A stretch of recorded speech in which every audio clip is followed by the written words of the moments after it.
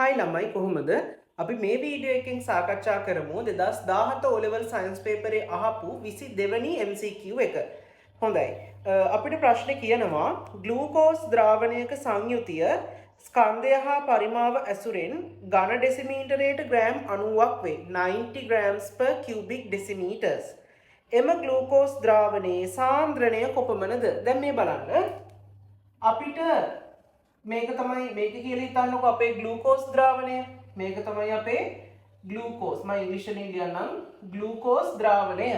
එතකොට මේකේ සාන්ද්‍රණය අපිට දීලා තියෙනවා ස්කන්ධය සහ පරිමාව ඇසුරෙන් ඝන ඩෙසිමීටරයට ග්‍රෑම් 90ක් කියලා. හරිද?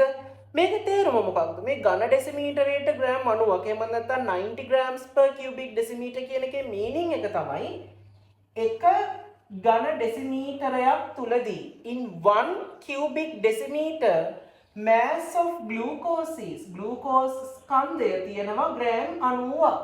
පැහැදිලිද? මේ ඝන ඩෙසිමීටරයට ග්‍රෑම් 90යි කියන එකේ තේරුම තමයි එක ඝන ඩෙසිමීටරයක් තුලදී ග්ලූකෝස් ස්කන්ධය තියෙනවා ග්‍රෑම් 90ක්. පැහැදිලිද?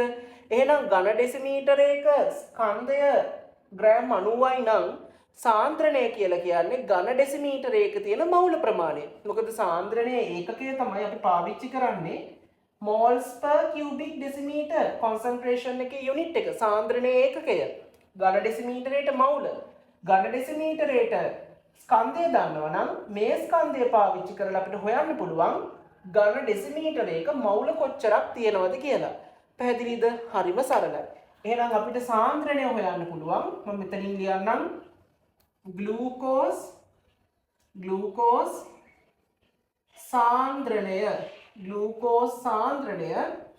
කියලා කියන්නේ මෙතනදී අපි මවුල ප්‍රමාණය හොයන්න ඕනේ ග්‍රෑම් 90 බෙදන්න ඕනේ ග්ලූකෝස් වල තියෙන සාපේක්ෂ අණුක ස්කන්ධය. ඒක අපිට දීලා තියෙනවා 180යි කියලා. හරි මම මේකට grams per mole කියලා ගන්නම්. හරි grams per mole. එතකොට අපි ග්ලූකෝස් මවුල ප්‍රමාණය මෙතනින් මට ගන්න පුළුවන් ග්ලූකෝස් මවුල ප්‍රමාණය. මේ ඇවිල්ලා ග්ලූකෝස් මවුල ප්‍රමාණය. එතකොට මෙතනින් මට එනවා 0.5යි මවුල.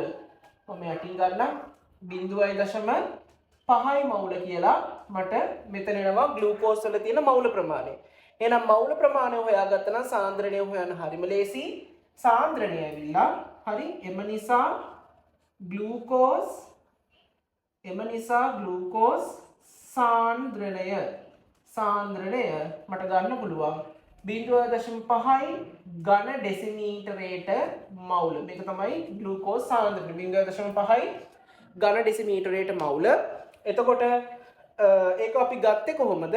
මෙන්න මෙතනින් ඝන ඩෙසිමීටරයට ග්‍රෑම් 90යි කියන එකේ තේරුම තමයි එක ඩෙසිමීටරයක ග්‍රෑම් 90ක් තියෙනවා. එහෙනම් ඒ ග්‍රෑම් 90 ඇතුලේ කොච්චර මවුල ප්‍රමාණයක් තියෙනවද කියලා හොයාගත්තොත් අපිට පුළුවන් ඝන ඩෙසිමීටරයක තියෙන මවුල ප්‍රමාණය හොයාගන්න. එතකොට ඝන ඩෙසිමීටරයක තියෙන මවුල ප්‍රමාණය කියලා කියන්නේ ඒ ග්ලූකෝස් ද්‍රාවණයේ සාන්ද්‍රණය. මම හිතනවා ඔයාලට මේක තේරුණා ඇති කියලා. එතකොට අපිට උත්තරය හැටියට ගන්න වෙන්නේ උත්තරය අංක 2. ඔන්න ඔය දෙවෙනි උත්තරේ. යාළුවන්ටත් ෂෙයා කරන්න. දන්න නැති දෙයක් ඔයා දැනගත්තා නම් කමෙන්ට් කරන්න. අමාරු දෙයක් තියෙනවා නම් ඒත් කමෙන්ට් කරන්න. එහෙනම් ගොඩක් ස්තුතියි මාව බලන් හිටියටයි අහන් හිටියටයි.